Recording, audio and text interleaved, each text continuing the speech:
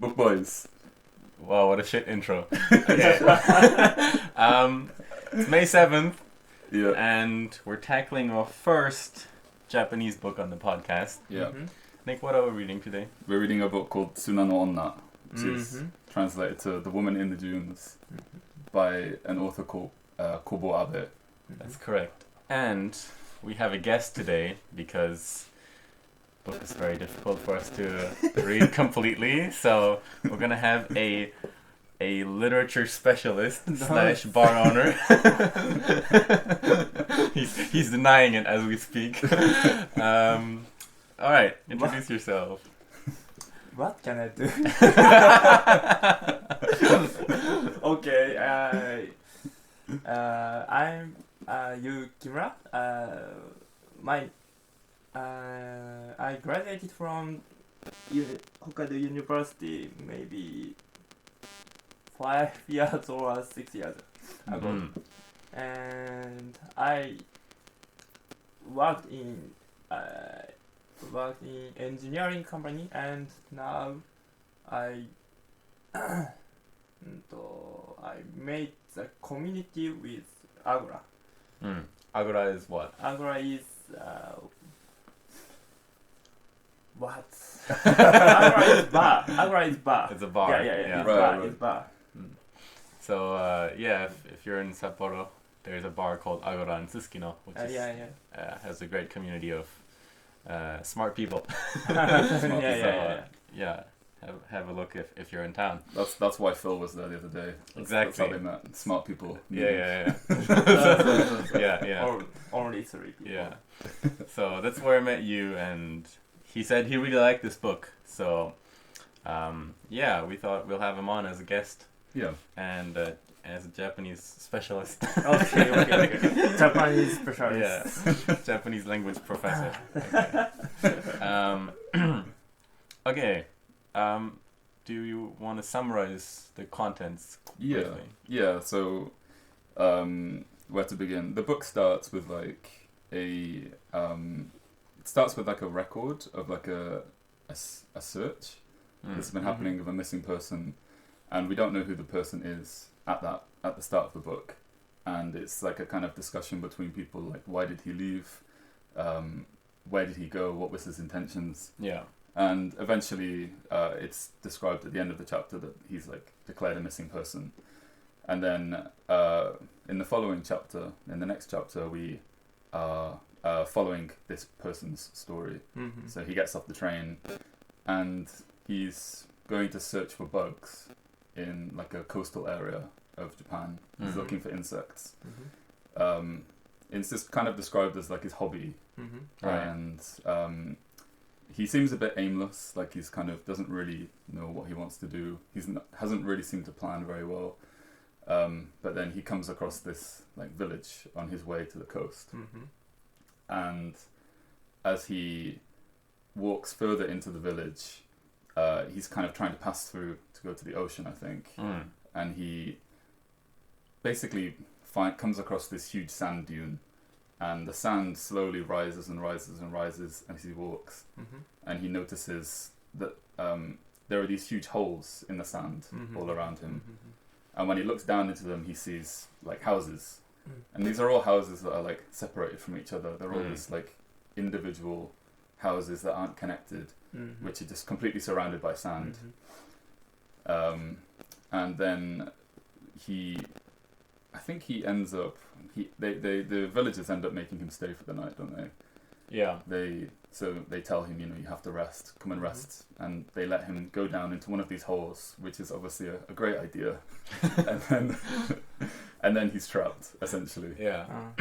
We find out that one of the reasons that he was let down there was to essentially trap him to become like a part of the village. Mm. And the work of these villagers who live in these holes is to constantly clear away the sand that's piling around their houses. So it's this completely like meaningless work. It has no meaning. It's like doesn't seem to have any value. Just constantly like shoveling snow every day. he plans to escape like several times. He tries to run away, Mhm. and he fails every time. Mm. And then basically, at the end, he kind of accepts his life. So he's like, he realizes he's like, if I go home, it's just as boring as if I stay in this place. So it's just as bad. Mm. So he kind of delays. Okay, we'll this. discuss we that. can but discuss this. Yeah, Yeah. yeah. But he kind of the way that it's kind of described is he's sort of delaying his escape for the future. He's like, oh, I'll plan my escape later. I'll plan it next time. And that's basically where That's the book a ends. good content summary. The only part you left out is the title of the book, which is The Woman. I said there was a woman. So he's staying with this woman, and they have a bunch of different interactions, which we can discuss later. Okay. This woman is sand woman. Yes. Sand woman. Sand woman. Okay. Yeah. Yeah. So she lives in the house in the hole in the sand. So Yeah. her whole life is just shoveling the sand. Showering every night. Yeah. Every night. Yeah. It's like living in Sapporo in the winter. Shoveling true. the snow. Yeah. I Yeah. can. I think this sand woman Yeah. is like irony for like Japanese countryside man. Yeah. Yeah. I think, but this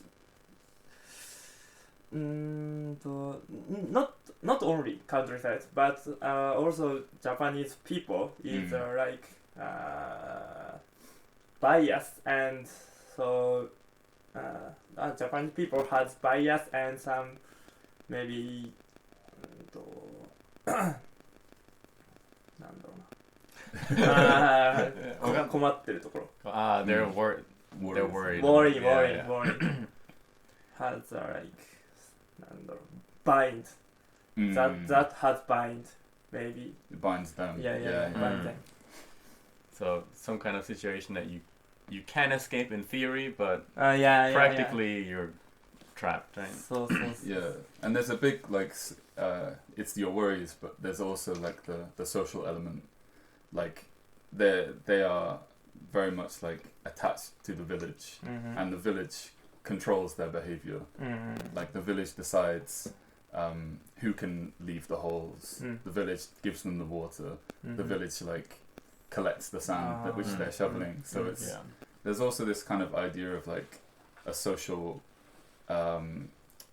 like social hierarchy. level Yeah. upside and downside Yeah. Leaders and Yeah. This brings me to my interpretation, yeah which and at first I was not sure about this because it might be my own personal because we're always talking about this kind of social issues and stuff. So I thought maybe my interpretation is wrong, but then I read about Kobo Abe's like personal history in his biography, and I thought, okay, maybe there's something to this. So I think basically what he has done is a perfect criticism of socialism, not on the policy level, but on the individual level. And so a little background on Kobo Abe. He when he was young, he joined the Communist Party, Kyosanto, in Japan. But he quickly realized that it's not what he thought it was. So then he spent his rest of his life criticizing the party. So he wrote some like papers, trying to change some things in the party. But eventually, he couldn't deal with them anymore, so he left the party. And I think in 1962 or something, he and Mishima Yukio and some other authors, they wrote like a big criticism letter or something to the party. Right. And I think this book came out 1 year before that. Yeah, it says it or came the out, same year. Came out in 62. Yeah, or same year, yeah. So, we should also say he was born in 1924. Yes, and he did go to Manchuria during World War II, but not as a soldier. So he went to I think medical school to escape becoming a soldier. Okay, so before we let's maybe talk about it a bit chronologically. Sure. Yeah. So the first thing that I really noticed was it's talking in the first chapter, it's talking about people who catch bugs from childhood are weird people.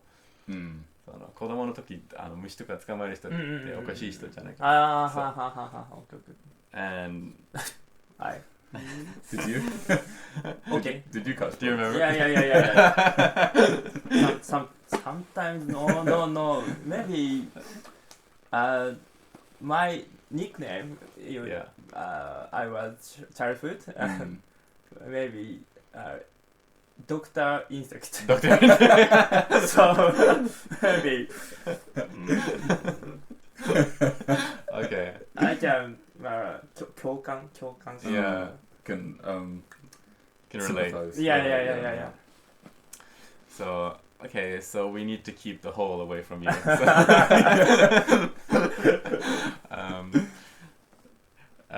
So it mentions that children who are really invested into bug catching, they all grow up and become some kind of weird people later in life. Examples are given that, for example, kleptomania, people who like to steal. So taking the bugs, they have a want for material things, butsuyoku, and or other examples like they become homosexual or some other sexual deviancy at the time, and and then later, now we're skipping a bit. Later, there's I think he has like a fever dream. Okay. When was this? I think this is after his failed escape attempt. He has this inner monologue, and voices in his head are telling him 1% of the population is probably 1% of the population is probably mentally insane, and 1% of the population is sociopath. It's like a trial, like a criminal trial in his head. Yeah. 裁判みたいな夢が。And they're saying 1% of the population is murderer, and 1% is has sex with animals, and 1% is not gonna. And so if you calculate all that up, if you summarize all that, then every single person in society is weird in some way. Right. Which tries to. I think it's like it's not that everyone is weird. I think the statement was more like, there is no such thing as normal, or everyone is abnormal. Everyone is strange. Yeah. So first time I read this book, I can't imagine that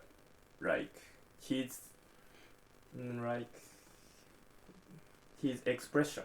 Yeah. So maybe this one,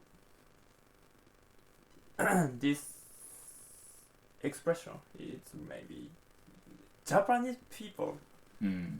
Only Japanese persons can understand, but maybe the part of Japanese person. Yeah, sure. Maybe. So, what did you think when you read it first? First time? Yeah. Sorry, I can't imagine and I can't understand. Okay. Right. His expression. Okay, so you mean the language itself? Yeah, the words he uses. Yeah. Okay. It's.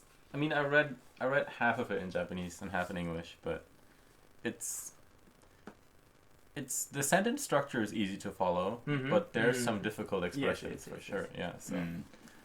I think one of the things that I found difficult as well, there are lots of moments where he, for example, he has a dream, or heart. This one. hallucination. Hallucination. Yeah. Hallucinations, and it's, you know, Hallucination. hallucination. It's, you know, you have no idea. And it's very hard reading. Yeah. Okay. So anyway, he's obsessed with catching bugs, and he wants to define a new species, right? That's why he goes into the desert in the first place. And then we have this kind of long monologue about sand. So what is sand, and like different like geological explanation of the scientific explanation of sand and why it's useful. It's quite positive at first, right? So I think he says a bunch of things about, you know, each individual sand grain and how they come together. Sand or stone or something. But then when he gets to the village, or is living in the woman's house, she's telling him very different things about sand. So the sand rots the wooden house. She's telling him if the sand piles up too long in the wood rots. Yeah, and that the house is being destroyed by the sand. And he doesn't believe it because he read all these scientific things about sand, so he should know more about sand. His knowledge is basically sand can't punish the. So he's coming in with kind of a preconceived idea of this is sand. And you know, I'm informed by science. And then he comes into this weird place, and all of that, his idea all die basically. And there's the point where he tries to escape the first time. He doesn't. It's not really an escape. He tries to walk up the dune, and he's like looking from the bottom, and he's like calculating the angle. And he's like, I think it's about 45 degrees, which means I should be able to walk up. And then he tries and walks up, and he's like walking for ages, walking forever, and then he realizes he's only walked like a few meters, and it's like that. It reminded me a lot of Kafka, like your ideas of like the world, and then this world which doesn't care about you and has no kind of like logic. There's no logic. Has no like these tools, like scientific tools, for example, you can't use them to really understand things that are so surreal like this. Good point. Big parallel between Kafka and I think Kobo is. Have you read like Henshin toka? Kafka no Henshin. No, I know. So also in Kafka, it's the same thing where the protagonist has some mathematical idea of how the world works. But the horror element is actually it doesn't work. So then it's like, you know, it's kind of like we talked about this before about perception, like the way humans perceive the world. And basically there's too much information, so your brain has to simplify things. So, you know, I don't see every single atom, right?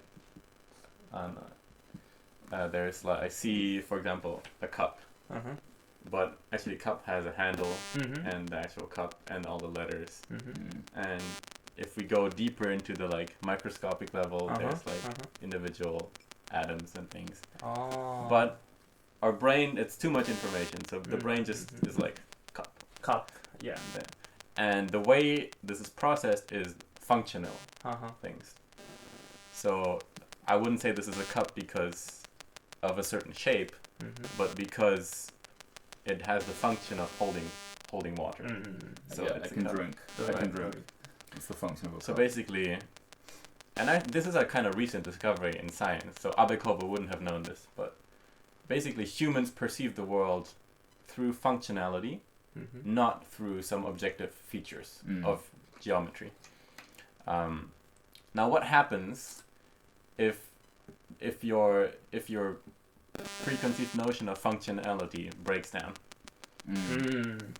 You can't see, basically, right? You can't, and that's, you know, that's why he's lost in there. And the whole metaphor, I like it with the hole in the sand. Mm-hmm. That's basically what happens, in everyday life as well, when you have some preconceived idea of something works and it doesn't. For example, you want to go to the airport Mm-hmm. and you looked up all the plane times Brain time. and you get to the bus, Mm-hmm.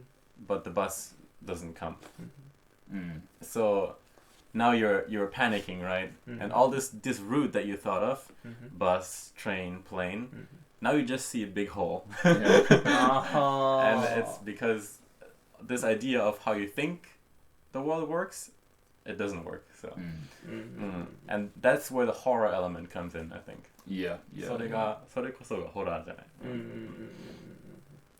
And I think as well, it's not just the physical world. Like it's not just these things with physical properties, but like the people as well. And like this there's this whole like social thing that he can't Yes. interact with. Very good point. Like at the beginning, he tries to like interrogate the woman that he's with, and he's like, "Why am I down here? Like, you need to let me leave. Like, I need to escape." And she doesn't answer. She's like quiet. Quiet. She doesn't, and she's like, I don't know. She's very defensive. She doesn't say anything back. There's that, and also when the people from the village, people from the town, they come, they don't speak to him. They just look down from the top of the hole, and they give him like some cigarettes and some water, but they don't speak to him. And all of like his whole idea of the world is he has no idea about what the societal rules are, what the rules of society, like how does he get what he wants. Like he gets a magazine at some point, but we don't know really how he gets the magazine. Right. They give it to him, but it's like we don't know like what has he done for them, How did they get there? So, yeah. yeah. So he comes in with all these ideas like 素直はこうである、人間はこうであるべき。But then when he gets there, actually it's nothing. And so he's trapped physically, but also he doesn't know what to do because nothing works.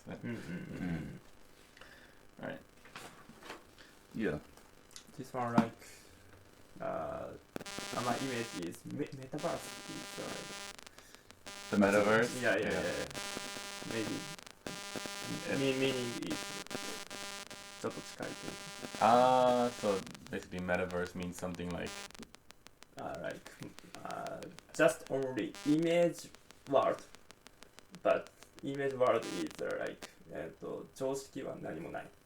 so there's common sense doesn't work in this imaginary world. Yes.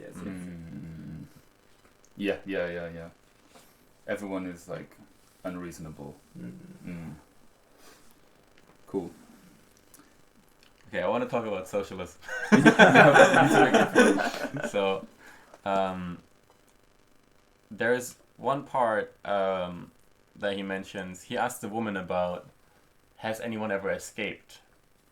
And she started. This is after she warmed up a bit to him. So she talks about some people who have come down before and failed. So she mentions a student handing out thin books, and he's like, 帰郷運動, the like back to the land movement. So I looked this up, Right. and the 帰郷運動, back to the land movement, was an initiative by the Communist Party, Kyosanto in Japanese, for in rural areas where there is no representative of the party, they would like get people from the cities who are in the party to move back to the countryside so they can have political influence there. And I guess the modern mirror to this would also be in kind of modern leftist ideology. There's a lot of romanticism about, going back to the land and rejecting division of labor and, growing your own food, living in the rural community. Right. And I think, what is it called? Japanese government is doing this right now as well, where they pay people to live like 栃木に住みませんか and they pay people So to Japanese government 強制するというかまあ強制もあるかもしれないけどね。 they like give you money basically like 金出して、金出して yeah そう田舎に。田舎に飛ばすというか so you get free house and some things Yeah, and yeah. like People are encouraged to move to the countryside, essentially to shovel Yeah. sand. Well, yeah. But I mean, to say that like the Jiminto is like embodies communist ideals would be No, be no, a no, very I'm not saying that. stretch. But But yeah, so that's a thing. And okay, yeah, so So it's on my book. It's on page 108. Maybe we can read this. 1962 Yeah, it's about this part, right?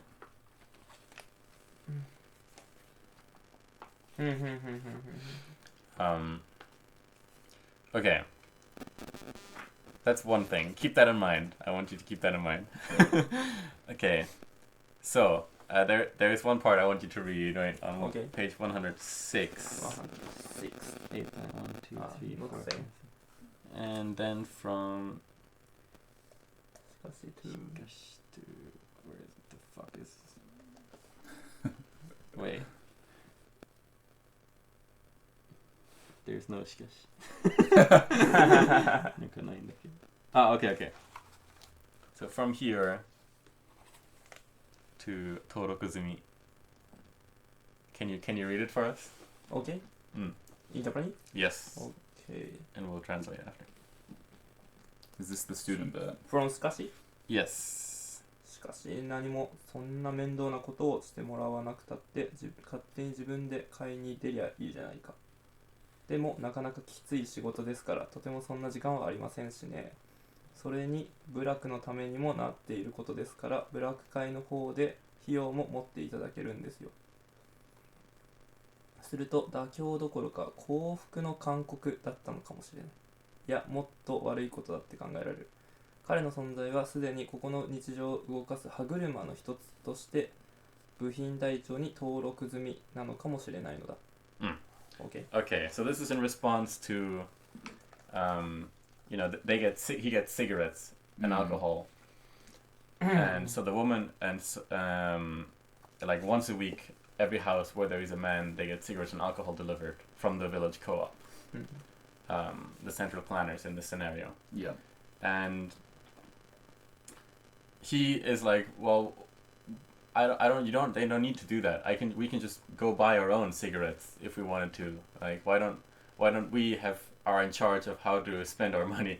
And she's like, no, that's too troublesome because we have to work here, right? Yeah. We can't make our own decisions. We're too busy with the work, you know. We'll leave all the deciding up to the central planners. Right. And, you know, it's better for everyone if we do this, right? It's better for everyone. And so his comment is, okay, well, she has basically these people already became cogwheel, aguruma, in the catalog of the central planner. One tool at their disposal. Only he, not only he, but she as well. She Yeah. also. So, okay, I mean, there's a lot of things in here that clearly hint at like a planned economy criticism, I think. So you've got the village co-op, which is like, you know, it's like a fucking union. Yeah. So, you know, they're in charge of all the resources. They make all the decisions. And everyone else is just working, but they cannot decide. There is no private property in a real sense. You know, the cigarettes and stuff, you don't buy them with your own money, you get them delivered. I mean, it's basically socialism, right? This is like a very rural idea of socialism. And he asked the classic question that is the usual criticism, which is like, why don't I just go buy it myself? And they're like, no. You need to work. You need to shovel the sand, eat the bugs. Klaus Schwab telling you to eat the bugs. Right. Yeah. On that point, like, I was it's clear that like the co-op is like this very significant part, and like the co-ops are still active today as well, and they're very much like important. They're pretty strong in Japan. I think the Nokyo Pretty strong. quite strong in Japan still. Okay. In this analogy, they're also always fearing the inspector, like someone who's coming to inspect. So when the man comes to the village, he speaks to an old man, and the old man is like, "Are you coming to inspect the village? Like, are you the inspector?" And he's like, "No, I'm just trying to find bugs." Yeah, wrong answer. But I mean, in this analogy, who do you think the inspector is? Like, would the inspector be like? Would be the national government, right? But if we're for example talking about this as like an analogy for a communist country, would an inspector be like a rival nation or like a more powerful nation? No, I think it's the classic bureaucratic structure where each like leader of their own division is scared shitless of the guy above him. Right. Yeah. Mm-hmm. So there is this hierarchy, right? Where, so that would be, I guess, prefecture level, national level, and so on. Yeah. Well, it's interesting because there's kind of like a sort of sense of, in a way, like this village is kind of like an anarchist village in a way. Like it feels separate from like the national government. It feels like kind of almost like a wild place where they're avoiding the government. Kind of trying to stay away from the broader government. But it's not anarchist. Like it's completely binding by the government. Yeah, for sure. 全体主義的な。It's interesting.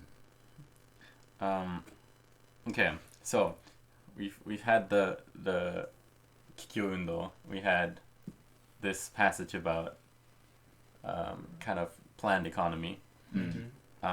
Now there's another passage on page 145. What's this about? This is about working like this. So this is after he failed to escape. He goes back to work. He goes back to shoveling the sand, but he stops feeling a resistance to it. He's kind of accepting the work. So.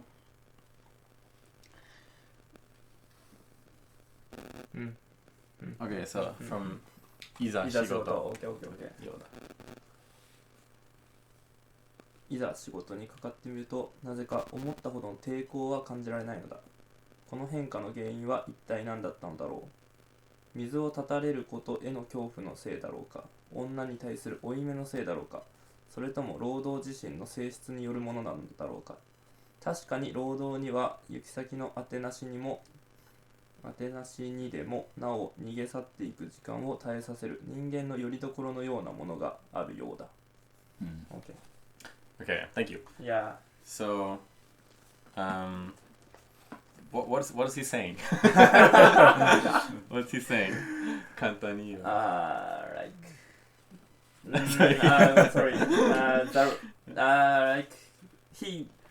This expression is like maybe easily like personal life of reason is work for work. A personal reason of life. Yeah. So you live for the work. But he's saying something changed about the nature of the work itself. So he's like, なんで仕事が楽になったのか、どうでもよくなったのか。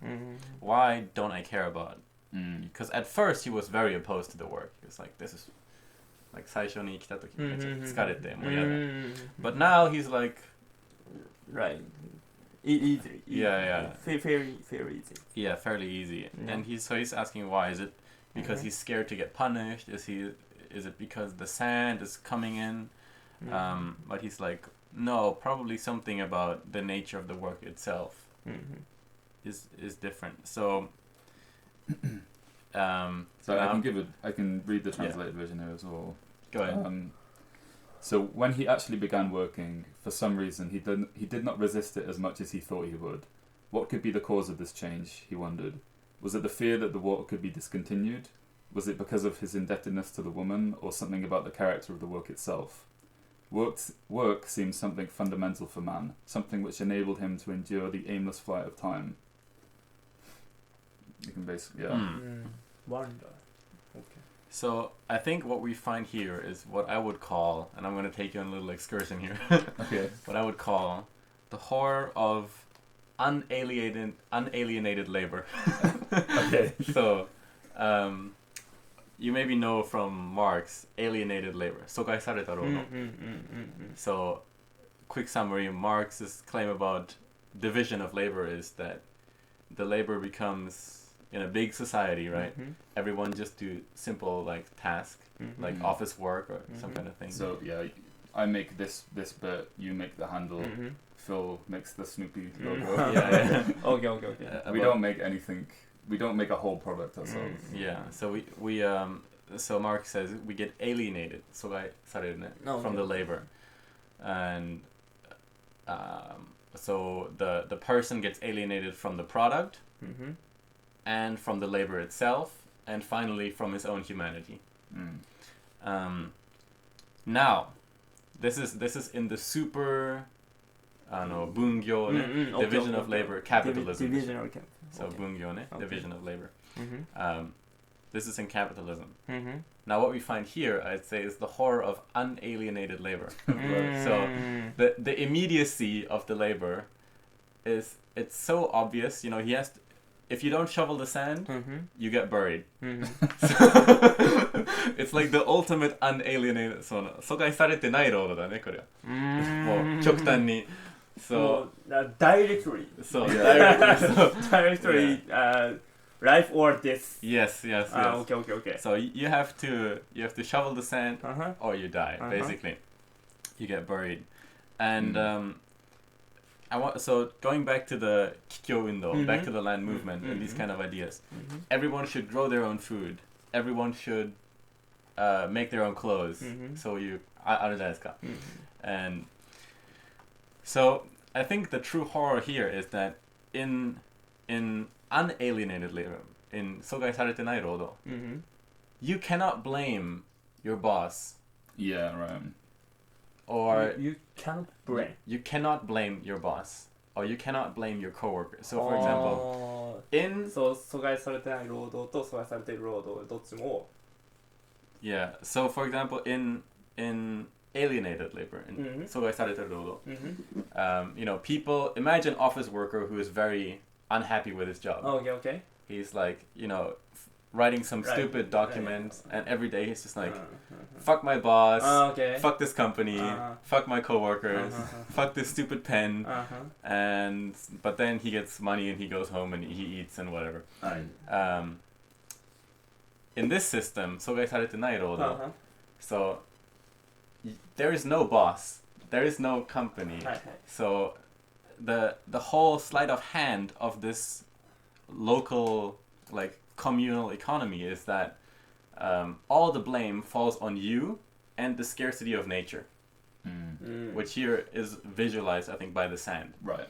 So the reason why you're poor, and the reason why your life sucks, and the reason why you're hungry, and the reason why you're unhappy, it's not the central planners, it's not the village. 村人のせいじゃない。砂のせい。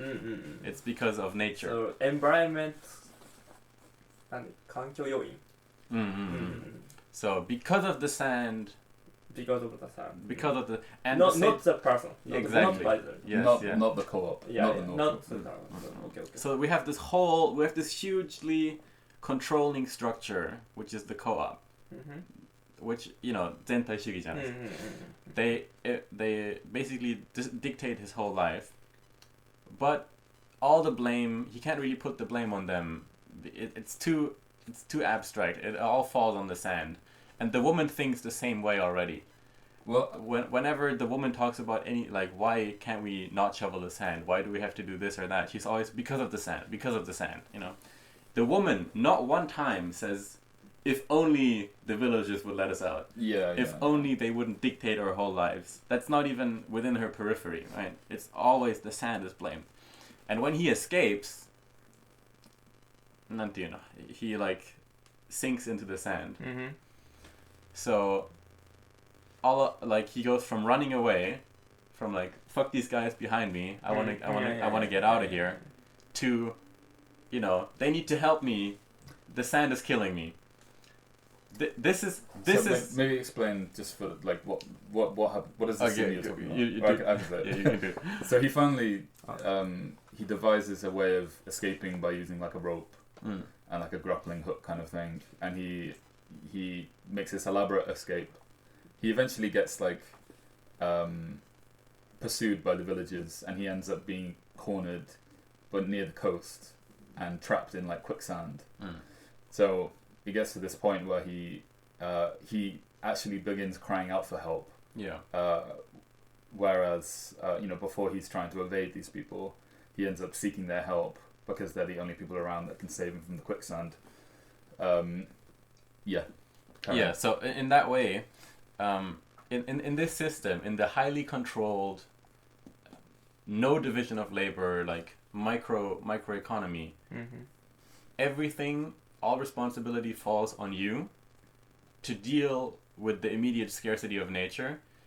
And if you can't, or danger of nature, whatever, and if you can't, you know, you look to the authorities for help, basically. The sleight of hand that's being done, of course, by the authorities is that if they just let people live to their own devices, you know, they would, division of labor, they would make all these companies where you have maybe alienated labor, which also has problems. But you wouldn't have all these problems that exist because of the co-op. But the co-op is never to blame, right? It's always the sand. Yeah, I think but it doesn't quite explain why he stops blaming the co-op. You know, like why he stops. Like, why does his work become easier? Because like I think he's still aware that like he's in this horribly controlling system. But maybe it's the fact that he knows that he can't really do anything about it. There's a couple of things I wanted to say about this. He doesn't give up on the idea that science can help him escape. So first, like, you know, we talked about when he was trying to understand the sand through science, he tried to judge the angle on the hill so he could try and run up it. So he's accepted this life towards the end, or he seems to have accepted it towards the end of the book. He tries to escape just one time, I think, but then he's sort of like going about his like daily activities. He's shoveling sand every day, and a couple of months go by, and he's made this like trap. He's trying to like trap crows, and his idea is sort of this like long-term project. It's not like this like passionate like I need to escape like thing, but it's more this kind of long-term like unemotional like, maybe if I can trap a crow, then I can attach a message to its foot and the crow can fly away and maybe someone will come and save me. And then but it doesn't work. He doesn't trap a crow. But then towards the end of the book, he looks in his trap and he finds that there's like a puddle of water. Some water has like accumulated in this thing, and he's like, oh yes, like I found a way. I don't need to rely on the village for water now. Like I can do what I need to do now. I have like a means of like self what's the word? Kind of like what you were talking about. Yeah, like he can rely on himself rather than relying on the village for something like water.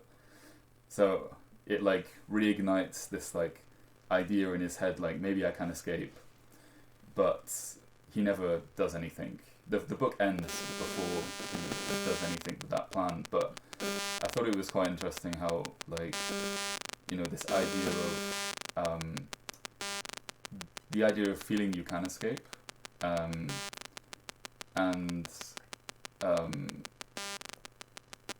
yeah, I don't know how to say it. It's like how he like,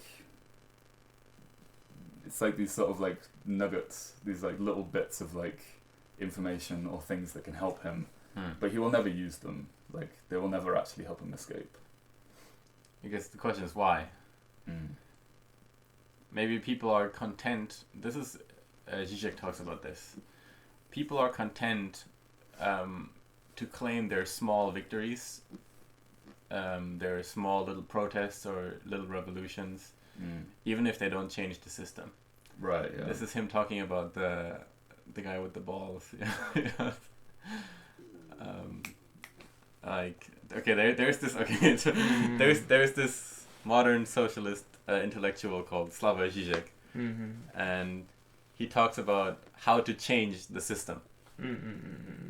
And how to change the system for the whole village or for the whole society. society. Okay.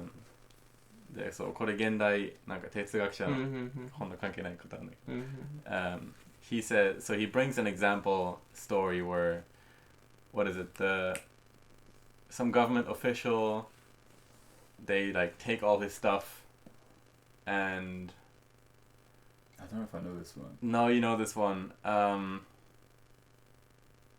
Oh, okay. So the government takes all his stuff and he says, I'm gonna fuck your wife in front of you, and you have to hold my balls while I do it. So なんか政府の人がね、まあその人の家に来て、でまあ妻とやるから、あなたは僕の金玉持ってってみたいな。And so after he rapes the wife, and afterwards the man goes to his wife and says, "Yeah, I did it, できたよ." And she's like, "What? It's terrible." And he says, "No, なんかやってないのに密かに金玉に泥つけたんだよみたいなやり返したんだよみたいな。So Zizek is saying most people are happy with the small meaningless protest. So まあ地球なんかだったら so we make some sign and we stand on the street, but then we go back to our capitalist life or so on, right? Right, yeah. So Zizek says what you have to do is you have to cut off the balls. 切るしかないみたいな。そう A real protest, like a real action. Yeah, and I think similar in the ending here, he finds the water source, and then he gets obsessed about the water and like, oh, I'm gonna. The water will save me. Yeah, I found my plan. He has like this bucket where there's water in it, right? でもそれでなんか達成感があって、もうなんか脱出する夢がなくなった。そう。So he's happy just putting some dirt on the balls. And so his work is on his brain has like his many part of his brain. He think his work is only for water, like yeah. So he's happy with he's like getting the water. やり返した。 Right, yeah. So I broke the system. Yes, yeah. And this is the trick that the system plays on you to keep you occupied in your little hole. And yeah, like they describe like he says like there's some kind of like phrase where like a wife is happy if her husband has like his project. Mm-hmm. If a man has his project, then that's like a man needs a little project. It's something like that. And like it very much the same way. It's just like that's sort of something that people say, right? Like we need like our little hobbies or like little protests to keep you distracted. Yeah. Yeah, I think that's one way to look at the ending.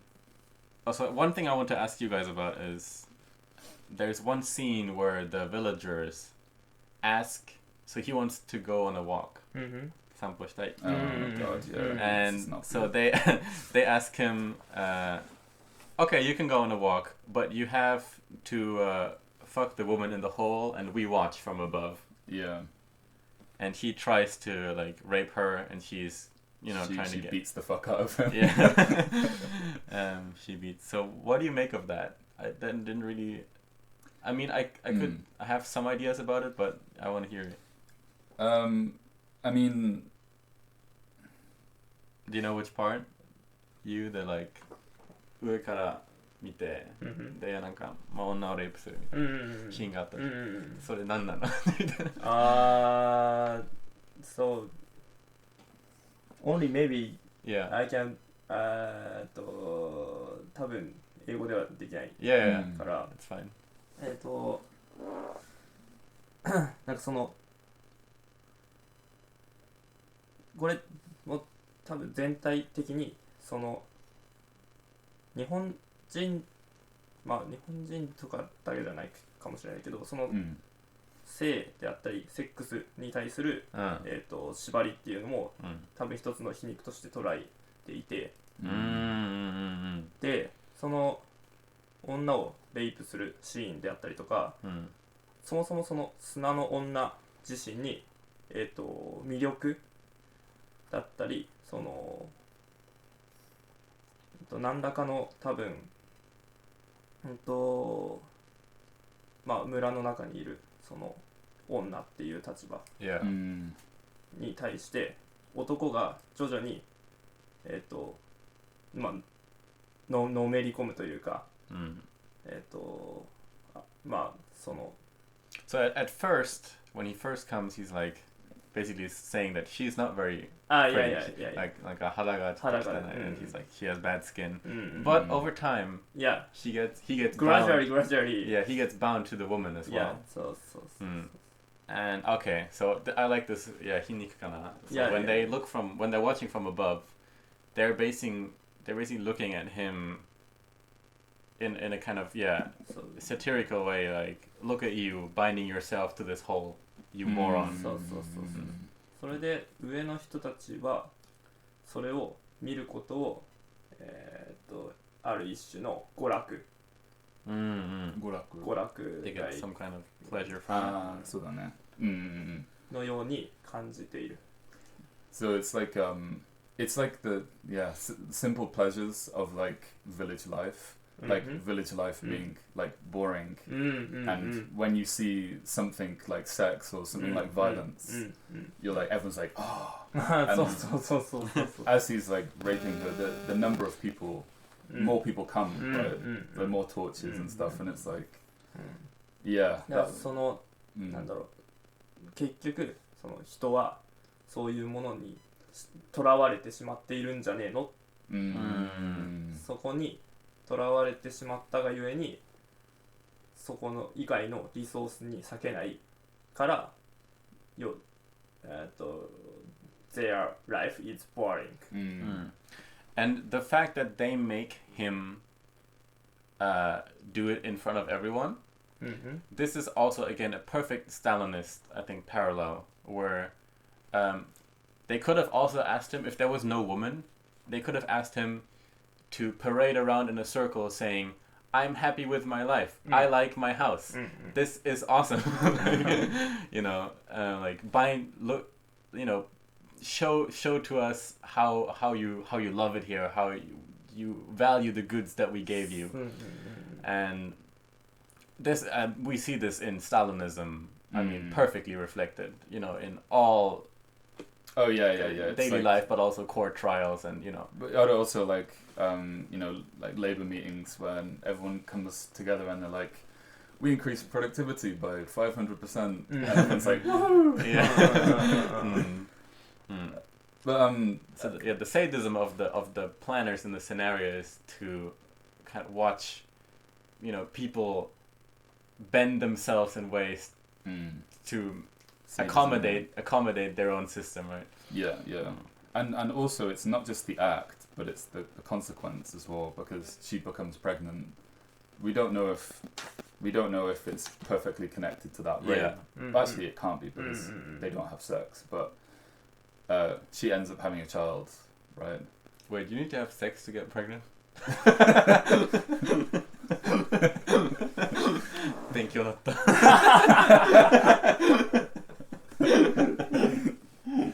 But I think it's not just watching, but it's also knowing.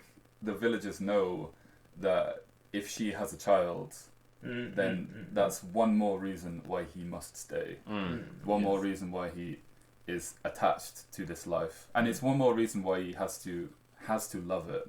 He has to find a way of like accepting this shit work, accepting this shit life, like. So it's like you said, this idea of like the pleasures of like boring village life and seeing something exciting, as well as this like more ideological thing where someone is participating and going deeper in the whole.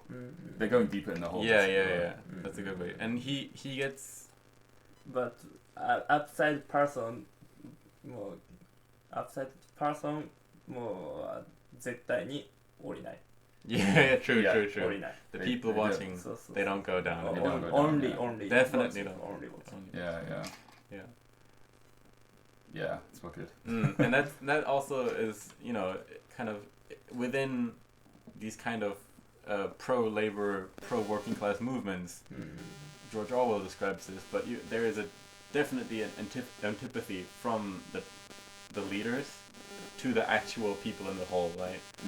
They're like, oh, we help you, we give you food, we give you a house, we give you a woman, but so 絶対降りないでしょ. Like, yeah. They never come down, yeah. Yeah, they it's actually hate the working class. Right, yeah. Like the giver and taker. Yes. Yes, yeah, for sure.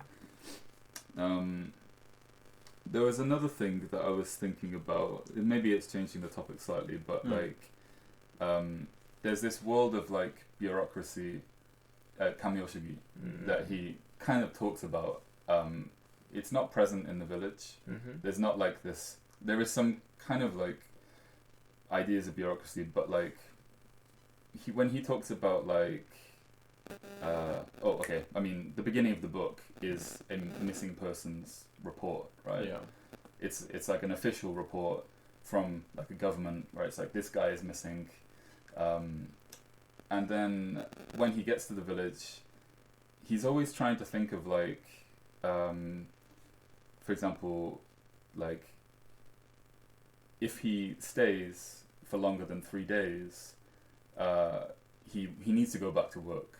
For example, he needs someone's going to notice in his office. Someone's going to file a report, and but also like, when it comes to like his treatment, he's like, people, the authorities are not going to accept this behavior and accept this treatment. The government will save me. Yes, yeah. なるほど。 But also as well, like, and he talks about revenge against the people, the villagers. And he's like, there's this section where he's like describing like killing them, I think. I can't remember exactly what it says, but then slowly his like reaction becomes sort of weaker, and then he's like, I'll tell the police. Yeah. Well, after they rescue him from his first quote unquote rescue him, he's now been in this embarrassing scenario where he's now indebted to them.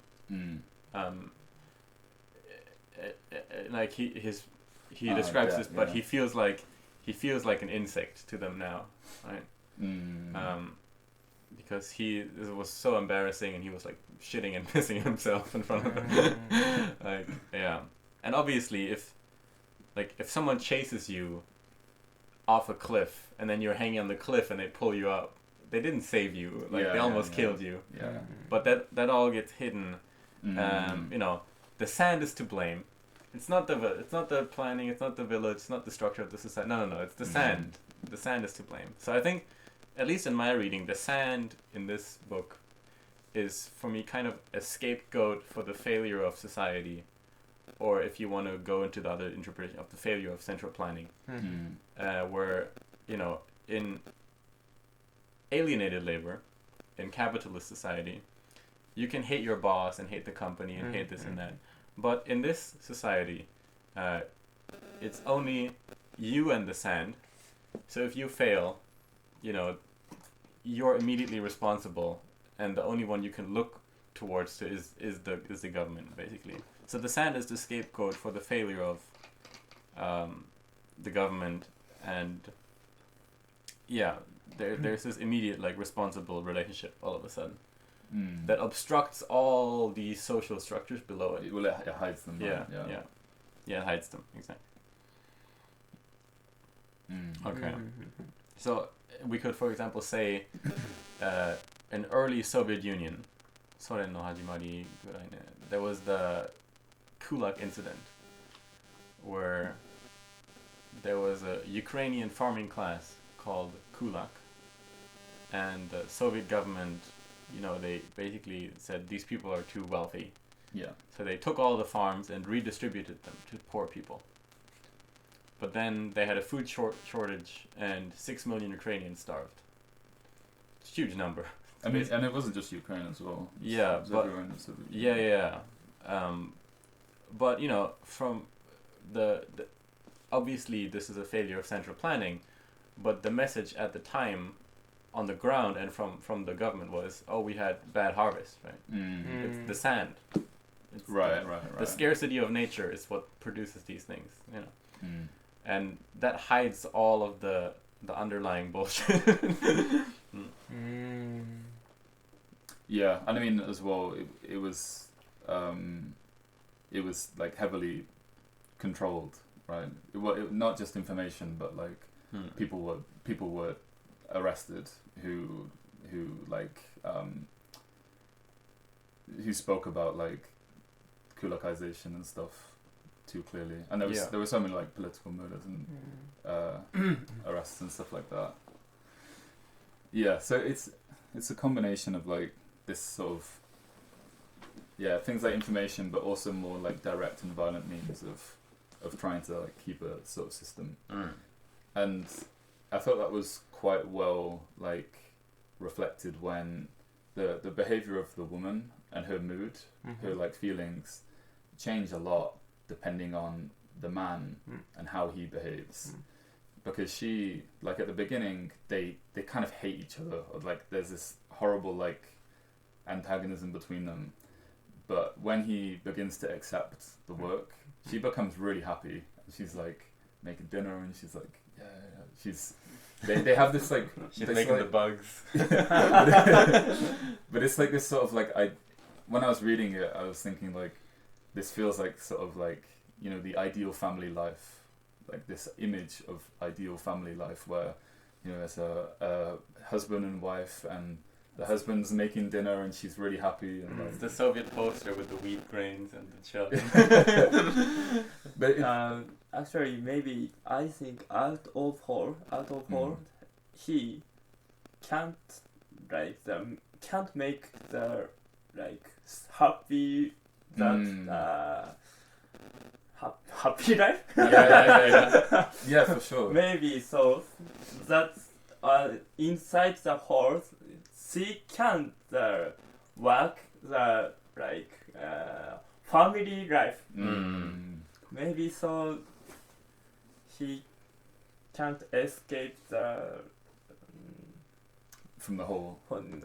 Yeah. I think so. Yeah, he's sort of because he reflects on his work, on his old life, and he thinks about his work and his colleagues, his work friends. He thinks about there's another woman as well. His wife. It's his wife. Wife. So the English 版 but Yeah, English yeah. version his wife is how expression I think it was at least. Japanese expression is Yeah. あいつ Ah, あいつ yeah, Ah, yeah, yeah, あ yeah. いつ is like ちょっと Yeah, yeah, yeah. Stashi. 親しい Mm. 親しいという But, か no, Like like right putting. No, no, no. Like. そう上から目線というか Like they. バカにした Mm. あいつ Yeah. but in English expression is No, I can't It's. I think it says that woman. that Yeah. あ It's just a little bit. So it's like this distance. ー は Distance, は yeah, は yeah. は not wife No, Yeah, not yeah, wife yeah, not I think the only okay, part where it mentions that she's his wife is in the beginning. yeah yeah Right. When it right. discusses, his wife said he's bug catching. Sure. そのはいはいねはいはいバッキャッチン奥さんによると、うん虫集めに行って、 Mm. でそこだけそのワイフのことが出るんですよ。 yes yes After that, he's always like that woman, you know. or the other woman. あいつ。あー The other woman, he says. Mm. Yeah, yeah. What were we talking about? I Um, forgot.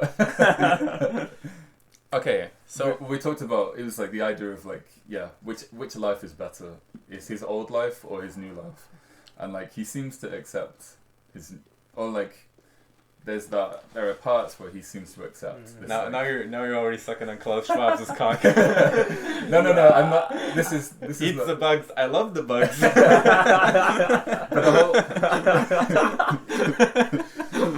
the whole idea is like it's kind of like which it's ideology saving you, right? It's like ideology providing you a means to base your life, which is obviously Well, you can Very get meaning problematic, from right? ideology. The question is at what cost. mm, So keep going back to Klaus Schwab. No, there's definitely like, I think once you accept the ideology, you know, you can trick yourself into liking it. So,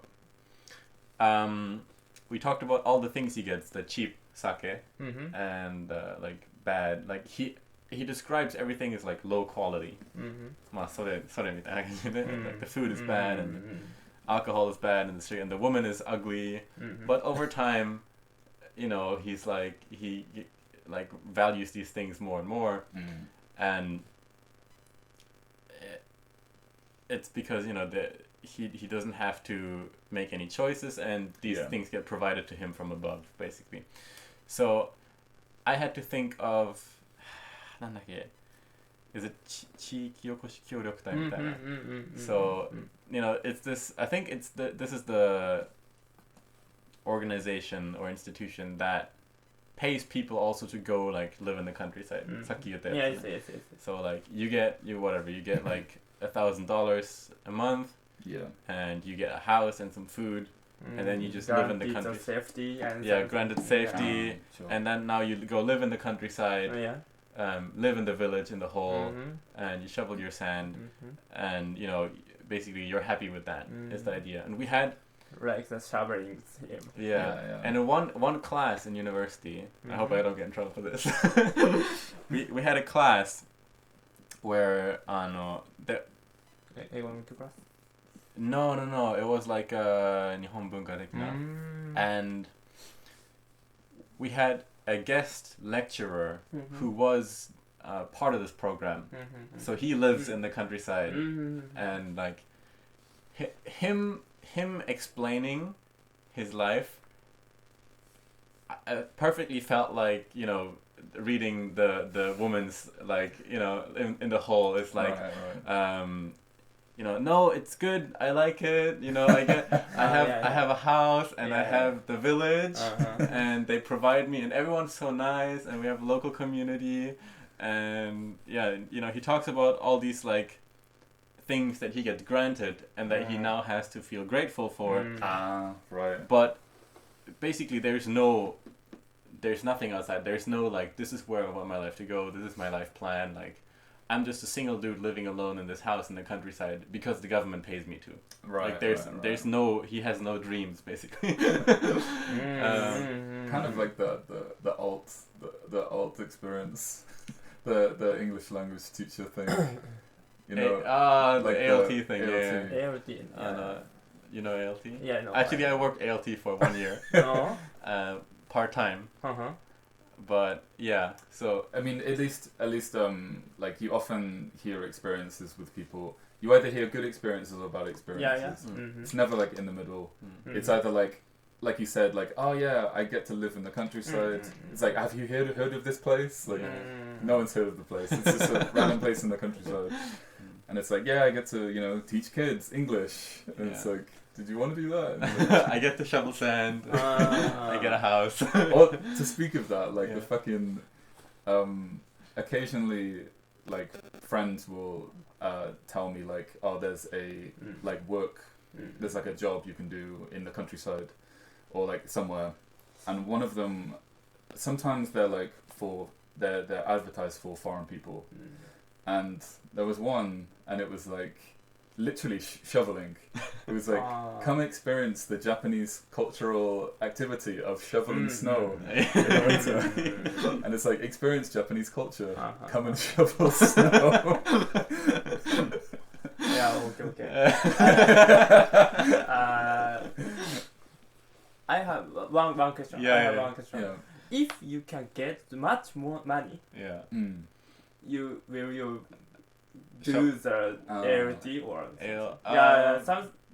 okay. Actually, this shoveling the sand work is like minimum work, but you can get much like more. So I think the trick is that actually you don't get a lot of money, but what you do get is you get basically your living, the house, and like the people make you food. Like you don't have to cook for yourself, and so it's all taken care of for you. So that's the appeal, I think, for some people. I don't like it. I want to spend my own money, but そうまあやる人はね、その家とかもご飯も全部賄ってくれるのが好きで、そう。好きで。So you don't have to think about all these things. And I think so. This is the thing. To go back to Marx for a second about what is it? Historical materialism. その物理的ななんだろう世界のSo like your material circumstances is the only thing that matters. Basically, it influences how you think and these kind of things. So if you reduce everything to materialism, then as long as you get the house and you get the woman and you get the food, well, it's perfect, right? It's all taken care of. You don't need art, so you don't need like a hobby or any like free expression or dreams, like. So if the government only provides you with your material needs, well, and there's no inequality, so well, it's perfect now. Yeah. So the assumption is that conflicts in history come out from like material circumstances. Yeah. And if you cater for these material circumstances, and if you abolish certain like class divisions and stuff, then there will be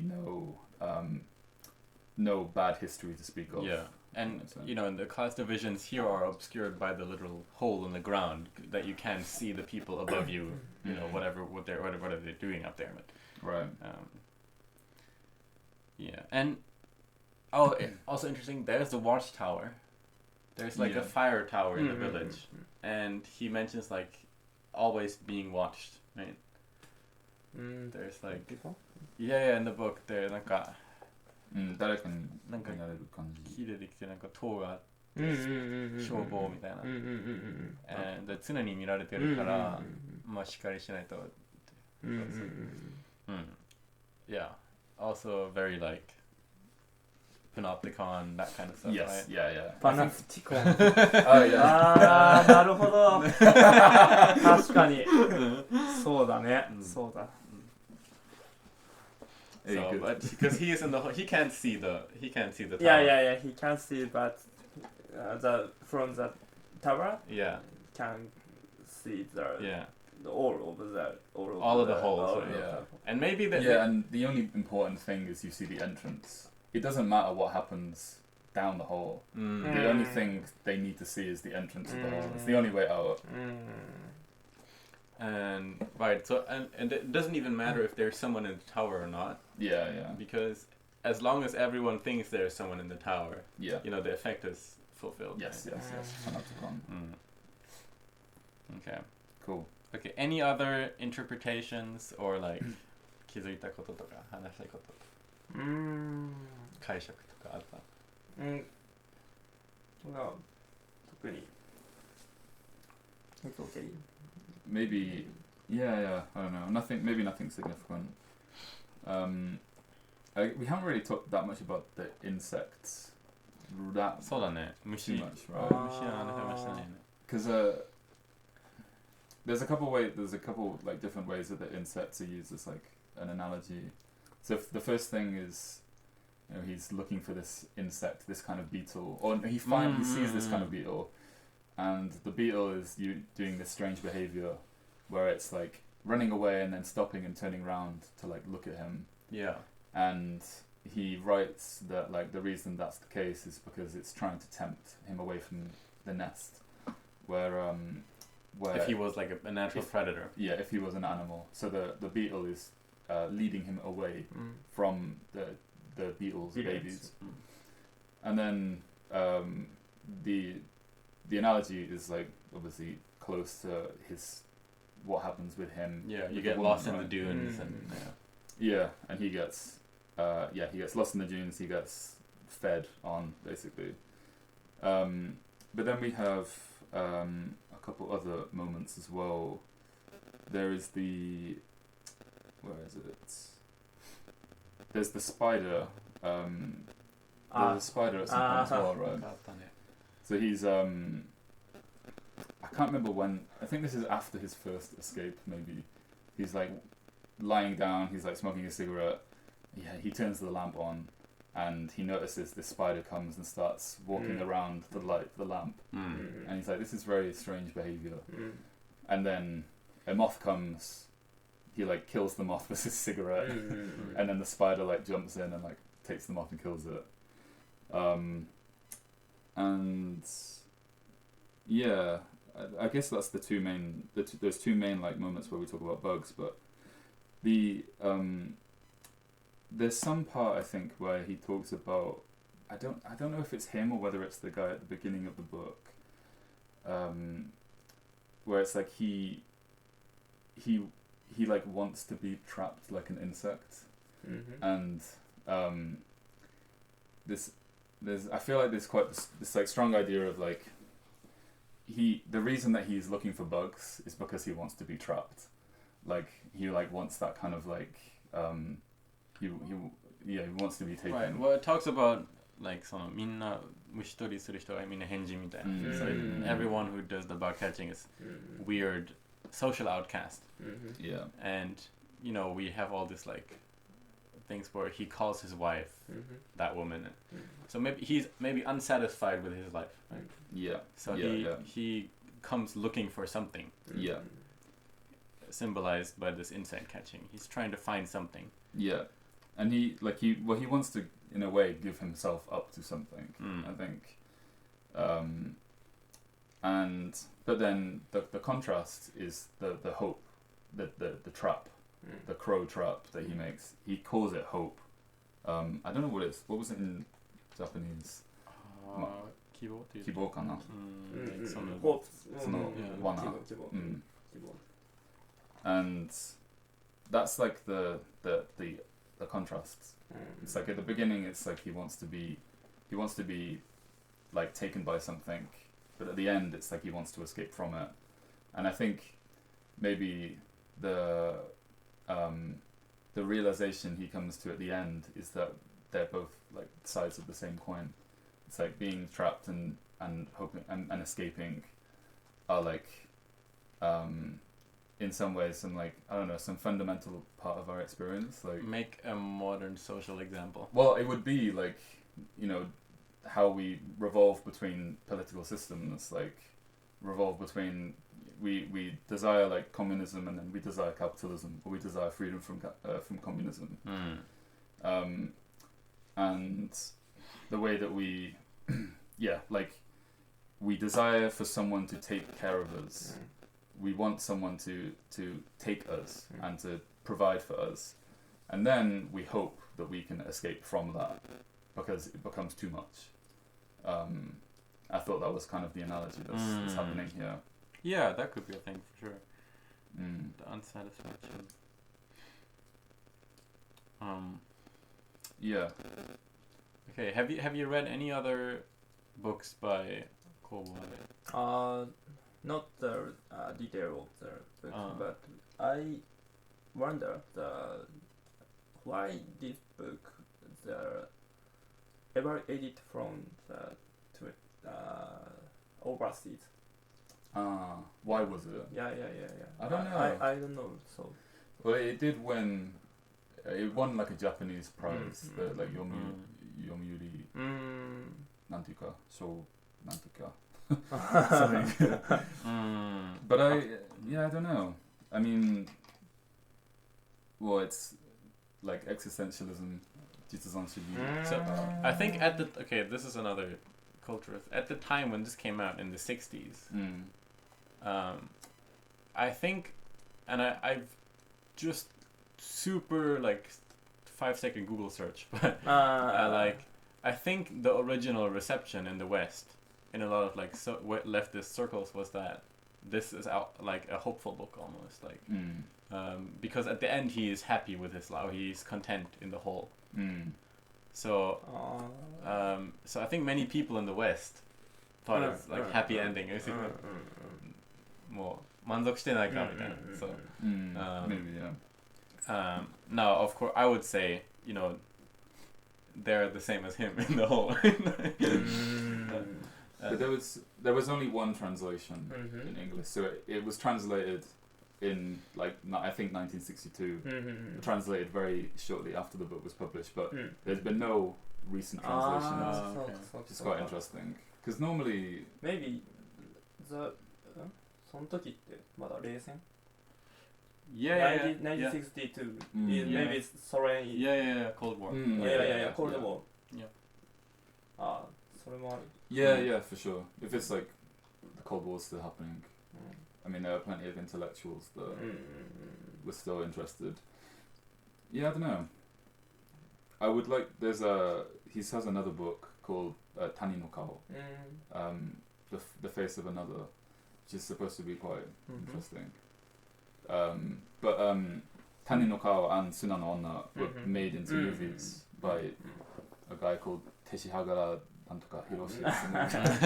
I'm sure, but maybe. But I've seen Tani no Kao, the movie, and it's really, really fucking cool. Really interesting. Okay. So yeah, give it a read. It's definitely interesting. The Woman in the Dunes. I think you can find it pretty easily online. Yeah, and well, sometimes we do this at the end of the book. What's one thing that after reading this book you want to change about your life? Oh God. One thing I want to change about my life after Yeah, reading that book. A lesson that you learned. A lesson. この本読んで、なんか感想みたいな。そう感想というか学んでこれから人生でなんか改善したいこととか。Yeah, actually, I find like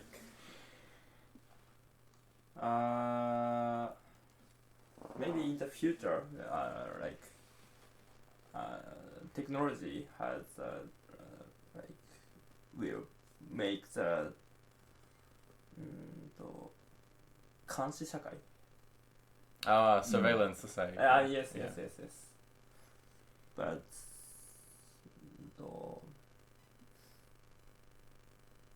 だけど多分そのまあ日本日本にいるからとか、うんそのどこにいるから、世界のどこにいるからっていうのはあんまり関係ない、それを相対化するような視点っていうのを、持ち続けないと多分すぐ喋るを。So Right. in it doesn't matter where you are in the world, like with surveillance society, Maybe. we're all in danger of Yeah. being put to work in the hole. Right? Yeah. Like the macro, like the macro. Yeah. And I think almost so, here we have this village idea of this, whole work. But you could think in a way, so then, you have capitalism, division of labor. But I think we come back to the whole maybe at some point, because you can also imagine a society where everyone is living in this like it's the short story you read, Huxley, was it? Oh no. Sorry, what was it? The machine stops. Fucking what's his name? H.G. Wells. Yeah. So everyone is in their little office, working from home. Perfect parallel. Yeah. Everyone's working from home, working in the Zoom meeting, and shoveling their sand in their house. And Amazon delivers all the food, and So there is also a capitalist way of this kind of life, right? Yes. Yeah. Oh, 100%. Yeah. You're just not poor. Yeah, that's a good point. Like the same, and it's alienating people from one another as well. Yeah. This idea of like being disconnected from people in real ways. Like we have like ways of connecting through like technology and stuff, but finding ways of like commodifying relationships between people with like money transactions and stuff like that, and in a way that's kind of like putting people in their own holes as well, like stopping them from having genuine interactions with each other because of certain like because of systems we live in. Okay, Cool. My takeaway is don't be content with your small goals, basically. So I think in the end, the tragedy is that the guy gives up on escape. He obsesses about his water bucket, whatever. Yeah. So I guess we're always told, don't like. And this again, it's kind of the Peterson thing of like, don't change the world, put your house in order, which is definitely a fair point, and I would agree with that. But at some point you gotta aim beyond that as well. Yeah. Right. Don't just clean up your room and then be content with that. Then there is a second step and a third step. So Yeah, for sure. This is super cliche, but be ambitious. You Boys. fucking. バカにするな。Boys, be ambitious. But no, I think I Okay. No, okay. reach for the stars. If you fail, you'll land among the stars. No, what is it? Reach for the moon. If you fail, you'll land among the stars. Eat the bugs. But no, I think that it's a similar thing. Yeah. My kind of take from this is like, in Kafka, like the horror is that you can't escape. The horror is like in the trial at Saiban, like your fate is decided. You will die, and everything you do is like a failure against that. But he has more agency in this book. He has more success. Yeah. Right? And in the end, him leaving is not him escaping is not a matter of the actual world, but it's a matter of his own like mind. He's like, I'll escape another day. I'll leave another day. Like, I have this plan with this water thing. Maybe I can do something with that in the future. But the horror is that he's actually accepted his life, and that the idea of escape is the only thing that he has. He doesn't actually really want to. So yeah, I think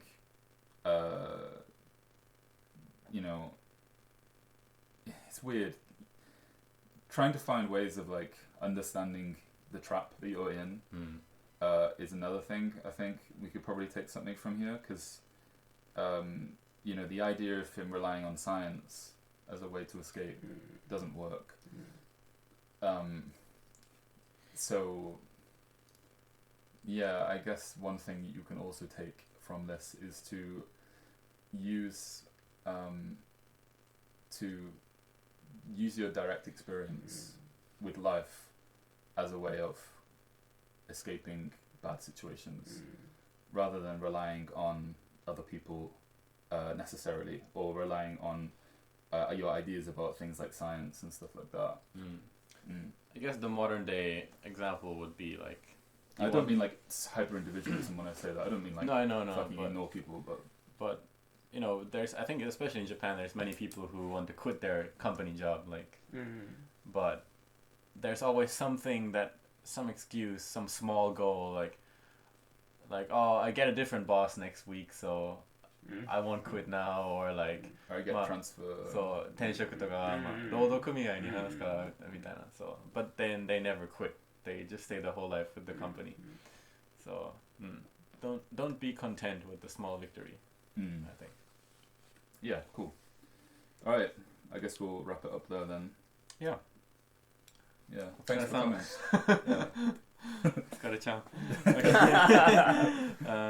See you guys next week with. Next 2 weeks, next fortnight. Next 2 weeks with Genesis again. We haven't decided. Probably Genesis. Probably. Okay. Yeah, probably finish off Genesis. We've only got a bit left, and then we'll do some more interesting things in the future. Okay. We're gonna have a boat episode. We're gonna in the future. We're gonna record the podcast on a boat in Nakajima Koen. Okay. All right. Cool. Good night. Thank you, book boys. ありがとうございます。